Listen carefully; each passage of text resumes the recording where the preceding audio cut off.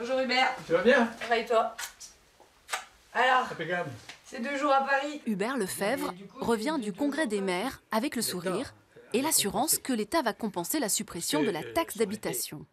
Le monde rural est quand même pris en considération. Pas du genre à se laisser compter fleurette, le maire de Roville-la-Bigot ne rassure pas totalement ses administrés. Alors en tant que citoyenne, quand même, je dois dire que oui, effectivement, ça me ferait plaisir de ne pas la payer, mais j'ai peur qu'on nous impose autre chose. Voilà, je me dis, on nous tire quelque chose, forcément on va nous rajouter quelque chose. Donc voilà. Et après, pour la commune, voilà, moi je me pose la question de dire comment on va faire pour vivre et essayer de créer des choses dans une commune. À la tête d'une commune de 1169 habitants et de l'association des maires ruraux de la Manche, Hubert Lefebvre regrette parfois l'attitude de certains élus qui crient avant même d'avoir mal. Au moins 80% des maires présents sont repartis confiants. Je pense sincèrement.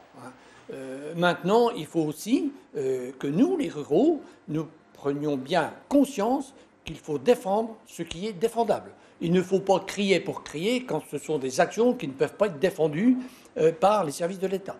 Donc défendons ce qui est défendable, unissons-nous, faisons des propositions, soyons force de proposition et dans ce sens-là, je pense que tout ira bien. Gilbert Le Poitvin est élu aussi au Congrès des maires. Moins enthousiaste, il fait partie de ceux repartis à moitié rassurés, qui voient grandir le champ de leur mission et leurs moyens diminuer. Son avis est plus nuancé. Ce dispositif de suppression de taxe d'habitation va plus profiter aux ménages qui sont sur des communes comme les nôtres que sur le rural. C'est l'évidence même, hein. Pour nous, ça va avoir sans doute un effet bénéfique, un effet moteur sur la revitalisation en nombre d'habitants de notre propre ville de Chambord-en-Cotentin. Rurale et urbaine, les communes sont au moins d'accord sur un point. Avec la suppression de la taxe d'habitation, elles perdent une variable d'ajustement de leur budget et une bonne partie de leur liberté.